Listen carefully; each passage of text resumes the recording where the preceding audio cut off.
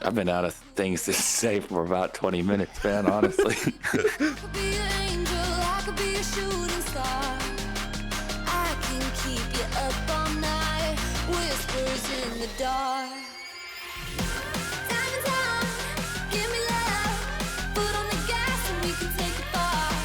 Gin and go, riding low, we got the world and everything is ours. We got the world and everything is ours.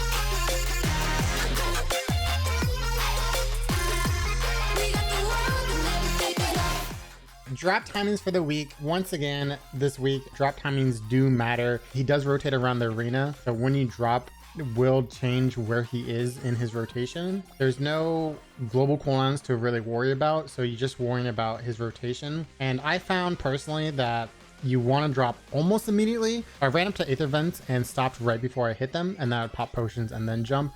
As I'm coming in, he's like still kind of walking towards me, and so that kind of gave me enough time to get 3 mantras off before he did his run through.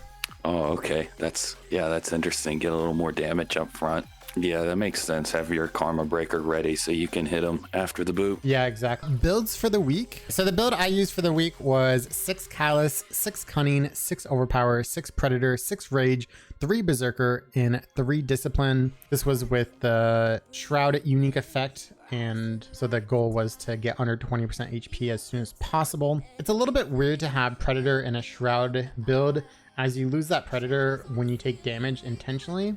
The thing is that you're able to take damage so early on in this fight that Predator comes up by the time that you're really needing it to, time being when he's down on the ground to make use of the overpower. And then another part about this build is actually missing Rage Hunter. While Rage Hunter would have been great for damage, he doesn't go into Rage very soon in the fight, and you actually are able to delay his Rage for quite a bit, so it's just not worth it to bring. Yeah, I think you're going to get a stagger and a part break or 2 before he enrages. Yeah, you should definitely get a stagger. A part break, I think, kind of relies on getting some good crit RNG. And this is one of those fights where all you really need is rage and overpower if you're going for a sub 3. Like any other damage, is nice, but just feeds you the boobs constantly. So if you play it smart, you could probably sub 3 it with almost any build with rage and overpower. Yeah, that's true. Something I do want to mention with the legendary Rax weapons is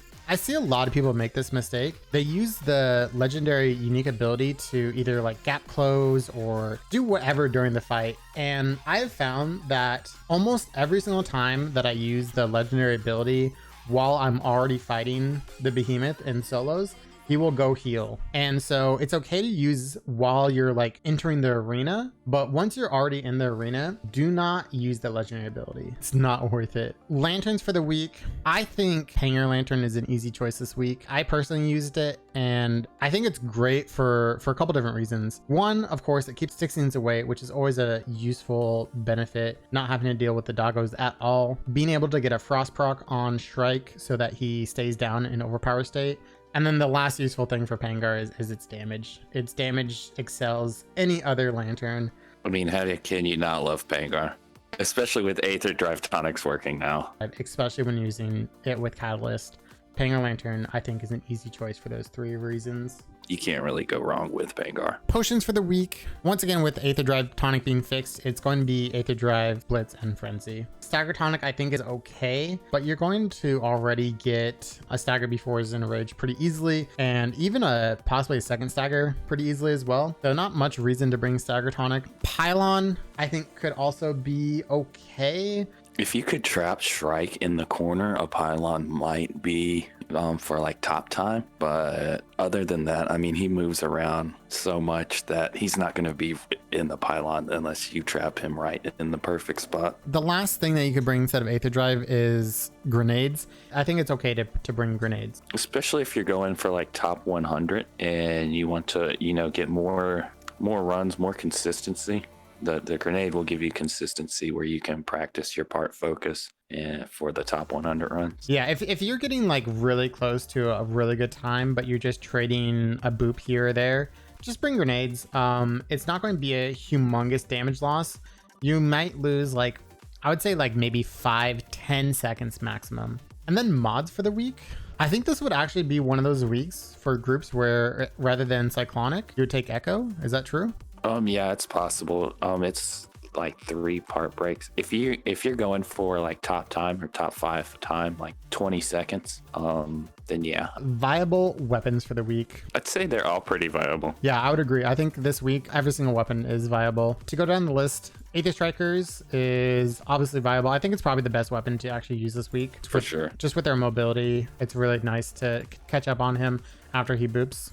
Yeah, and your secondaries weakening the wings while you hit the head at the start is really big. Oh yeah, for sure. Hammer, I think is definitely viable. It is a little bit weak because of the combo bug right now. You can't buffer your input. It's a little bit hard to do the uppercuts, but I think definitely you can get a very good time with Hammer. I'm actually curious to play some Accent solos this week because he has such a low stagger threshold with Rail Splitters, Canteen, and Catalyst stacked together. You can get some crazy stagger numbers, and I think you could get a decent time with Axe. I think Axe would do pretty well. Rail Splitter, I think, would work very well with it. Interrupting him by just like jump attacking or like throwing your Axe. But that's just going to be like the biggest problem, I think, for Axe is handling the interrupts if you don't have your like Axe throw up. I think Pipe will do really well. It'll have easy interrupts with the missile, pretty easy time wounding up parts and getting good use out of savagery and everything like that. Yeah, I love using the Pike missile. Sword, I think, is also in a pretty similar category. It's going to be really good with interrupts with its new blade surge ability. And I think Resounding Echo will do real good damage with him on the downtime.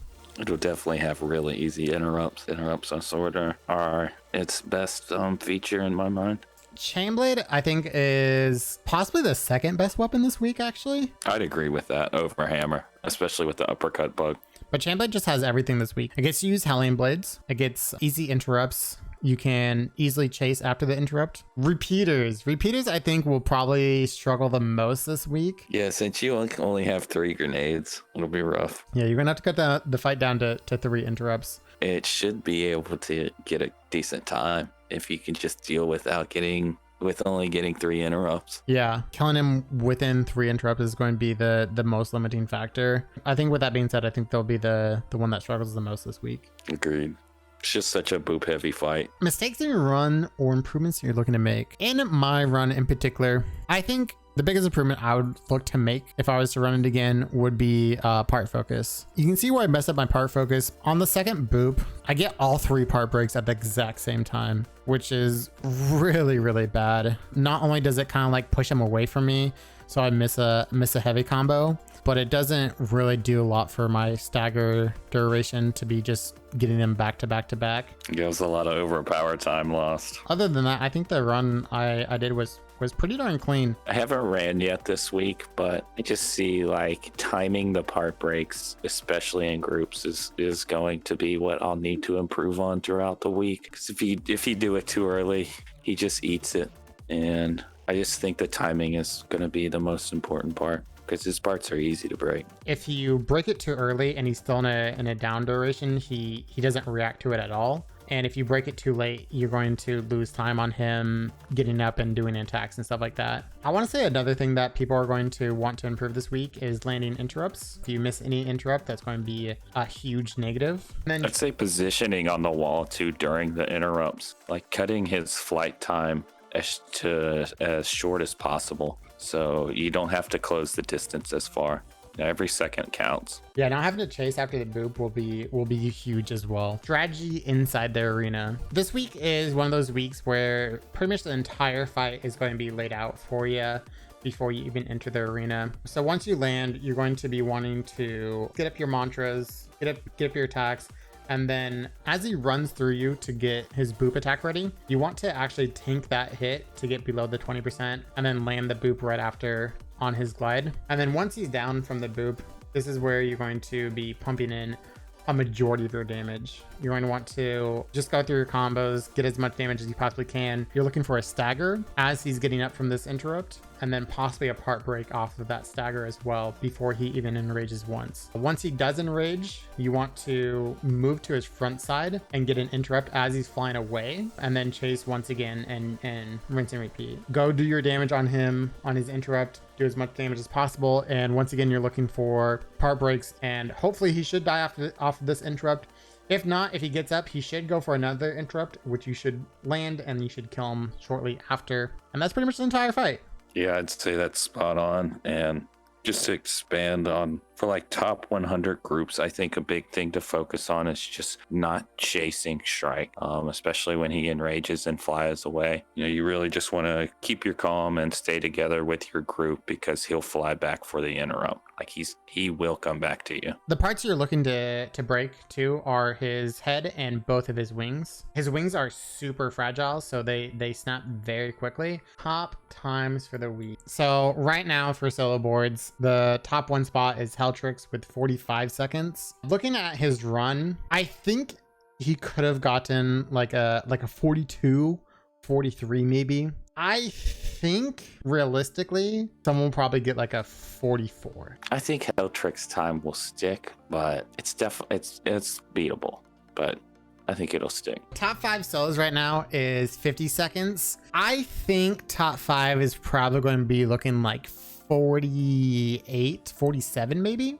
I was gonna say 48, but just as just shot in the dark. All right, top 100 solos right now is at 145. I think I said like 115 this morning, possibly like 110, and I think it's looking more and more like 110. You think they're gonna be grinding this trial? Oh yeah, this trial is going to be sweaty. I was going to say like 115 or 120, but thinking about how they fixed the trial, you're probably closer. I'll say 115. You talked me into it. I like that answer a little bit more. I'm going to stick with my 110 though. Parties right now, top time is 21 seconds. And I think it's going to be sub 20. I'm not exactly sure where though, but I definitely think sub 20 is very attainable, and I think someone's going to get it. I'm going to say top time is going to be 18 seconds, but I think it could maybe be a little faster even if you make a crit. 5 right now is 24 seconds. I think top 5 will be 22. I think 22 will be 5th place, maybe 21. I almost want to say top 5 is going to be sub 20. Top 100 right now is 115. I think it's sub 40. I think everybody below 33rd spot right now is going to get pushed off. I might even say lower than that. Oh, what? Lower than 40? I'm going to say 35 will be the cutoff. What? 35? I think so. Yo, you're insane. I don't think I'm going to be that aggressive for 35. I want to stick with my 40. You know, it's just how many groups show up and how many people are pushing for that top 100, and it all depends on the competition really. And I think this week it's a fun week, and I think that'll bring out a lot of players. Yeah, that's very true. Kind of like the opposite of last week. So hey guys, don't forget to leave a comment down below in case we missed anything, and let me know how you guys are liking this week. I think this week is a lot more fun than we've had in the previous rotations with the fixed interrupt.